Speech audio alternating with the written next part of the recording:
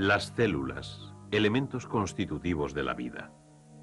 Desde la invención del microscopio, los biólogos han estado explorando los secretos de la célula. Durante los 300 primeros años el progreso fue lento. Los trabajos internos de las células eran demasiado pequeños para poder estudiarlos críticamente.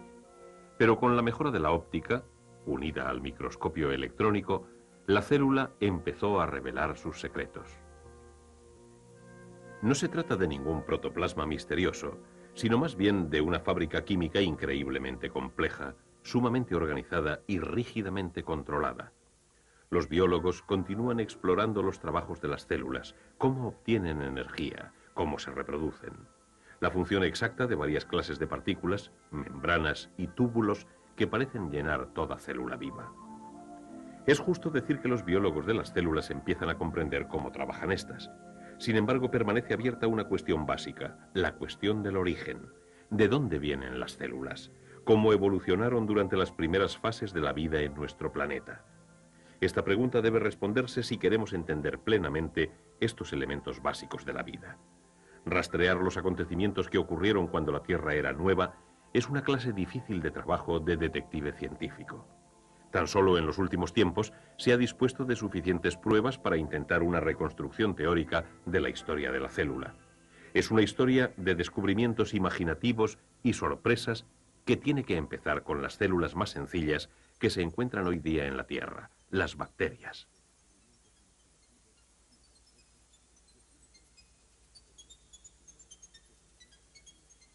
Al explorar estos organismos increíblemente pequeños, el microscopio electrónico ha revelado un hecho sorprendente. La célula bacteriana es básicamente distinta de las células vegetales y animales. No solo es cientos de veces más pequeña, sino que es una célula sin núcleo. El término procariota se ha aplicado a las bacterias y otras formas de vida que carecen de núcleos.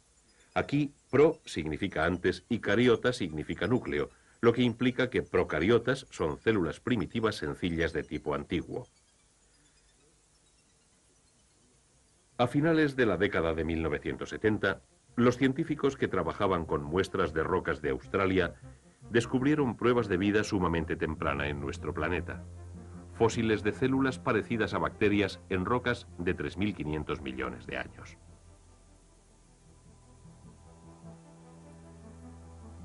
En una línea de tiempo que empieza con los orígenes de la Tierra hace aproximadamente 4.600 millones de años y que se extiende hasta el presente, se encuentran aquí fósiles antiguos. Estas primeras formas de vida conocidas eran de estructura semejante a ciertas bacterias que se encuentran hoy vivas en fuentes calientes. Una fuente caliente es una cápsula de tiempo, un entorno que probablemente no ha cambiado mucho a lo largo de vastos espacios de tiempo, y es un medio completamente dominado por procariotas.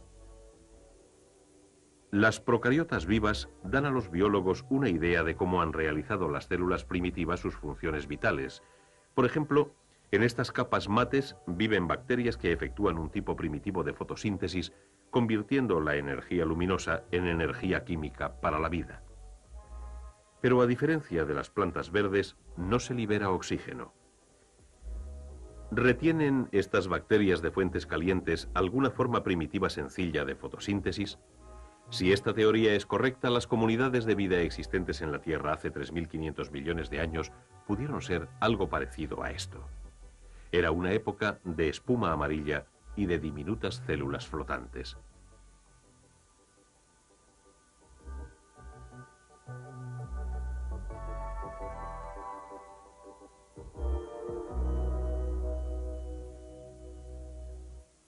$1.500 millones de años pasan antes de que aparezcan pruebas de cambio en el mundo fósil.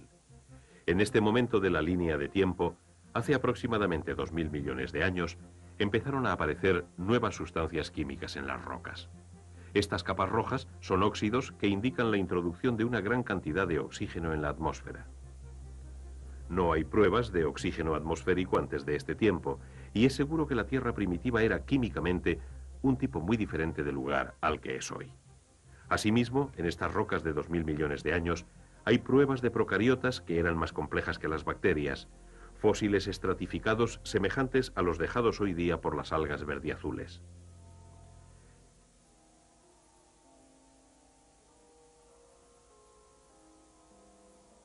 A diferencia de las primitivas procariotas, estas largas cadenas de células verdiazules efectúan fotosíntesis completas, en las que se libera oxígeno como producto de desecho.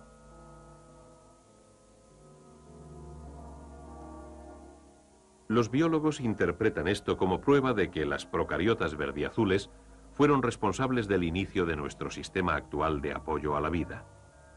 Reflexionemos, células verdiazules microscópicas que afectan a todo un planeta, burbuja a burbuja.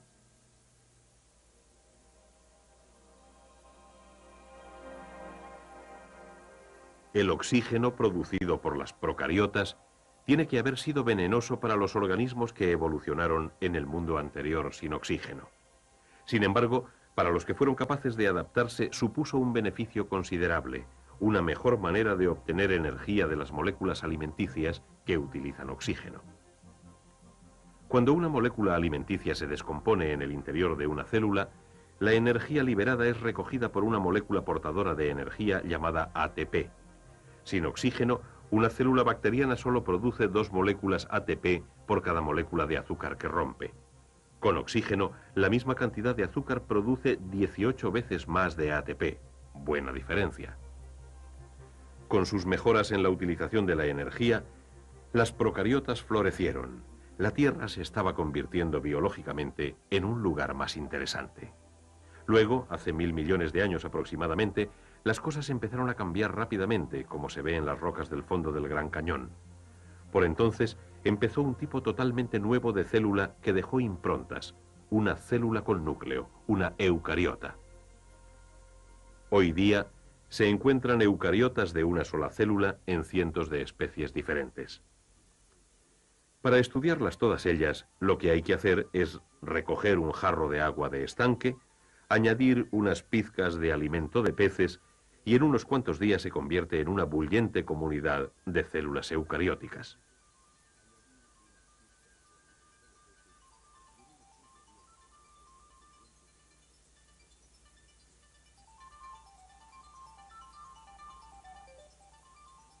Se da aquí un marcado contraste.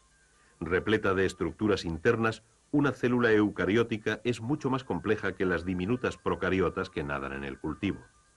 Las aguas de hace 1000 millones de años eran un laboratorio natural para explorar las posibilidades de esta nueva forma de vida celular.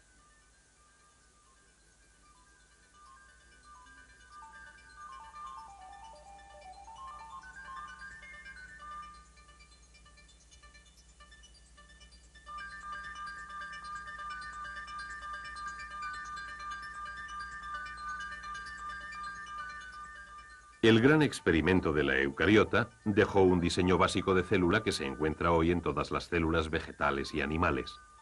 Sin embargo, se mantiene abierta nuestra interrogante. ¿Cómo se efectuó ese salto gigantesco en la complejidad celular? En busca de respuestas, los biólogos celulares están dividiendo las células y estudiando sus componentes por separado.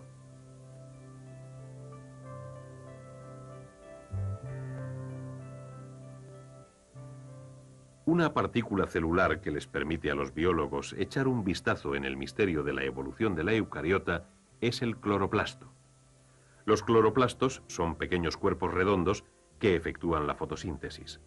En la célula vegetal viva convierten la energía solar en energía química, hacen moléculas alimenticias y liberan oxígeno.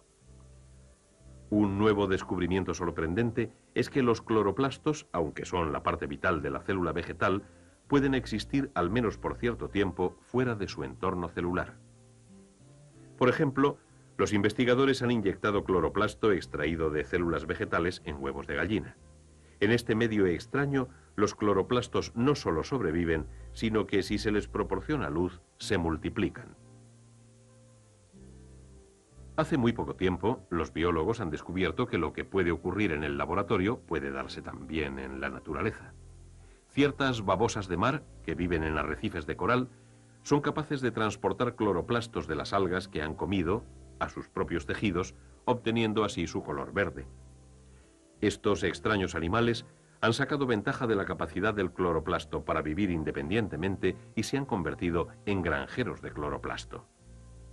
El hecho de que los cloroplastos puedan vivir fuera de ellos mismos plantea una cuestión fascinante.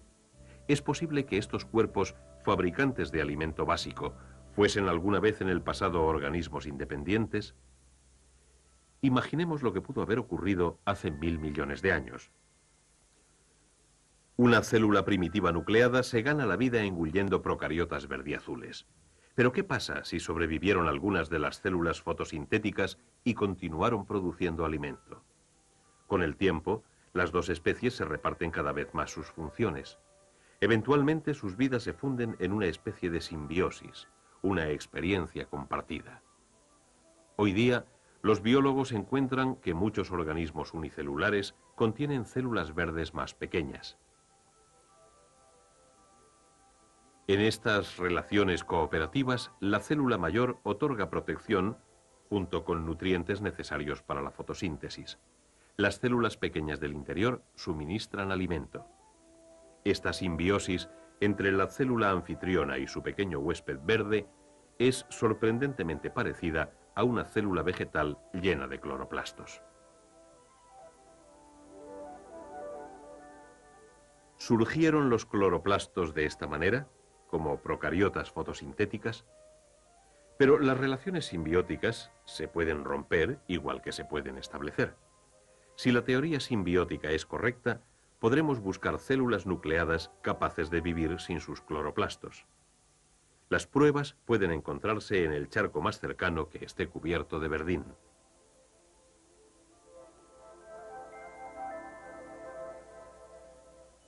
He aquí una euglena, una célula eucariótica primitiva que contiene una docena de cloroplastos.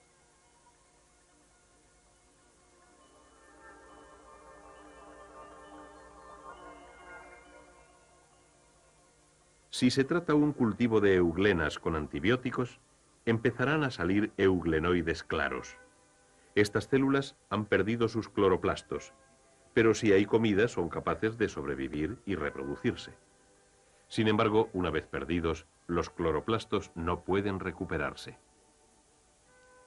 Estos hechos prueban que los cloroplastos, las primeras partículas productoras de alimento de las células vegetales, fueron una vez organismos vivos independientes. La teoría simbiótica ha llevado a la búsqueda de otras antiguas conexiones.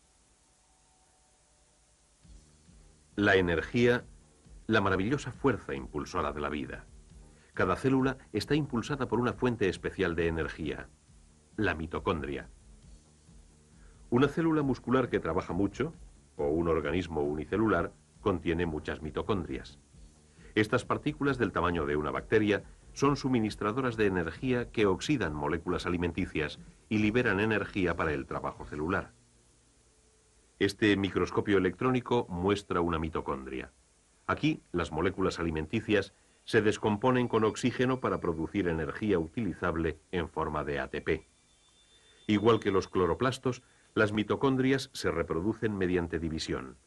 Se parecen mucho a las procariotas simbióticas que viven en una célula anfitriona.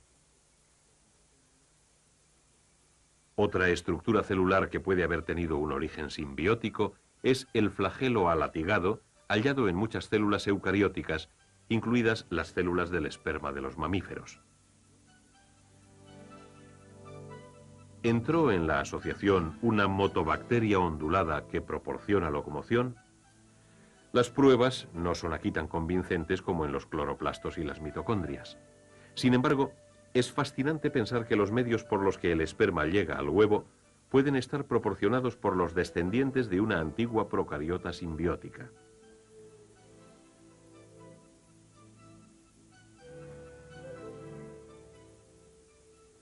La teoría simbiótica ayuda a dar cuenta de uno de los grandes pasos dados en la historia de la vida: los orígenes de las células eucarióticas complejas. Con el desarrollo de la eucariota, tuvo que acelerarse dramáticamente el ritmo lento de la evolución. Las células formaron colonias sencillas, empezaron a comunicarse unas con otras y con el tiempo se convirtieron en organismos multicelulares, los antecesores de las plantas y animales modernos. Y así es como avanza nuestra línea del tiempo hasta el presente, Desde las primitivas células procarióticas de hace 3.500 millones de años hasta las eucariotas de hace 1.000 millones de años. ¡Cuán recientes somos los humanos! Las primeras pruebas de vida humana aparecen aquí hace unos cuantos millones de años. Nuestra propia especie es un desarrollo muy nuevo en la historia de la vida celular, una historia que los biólogos celulares están empezando a entender.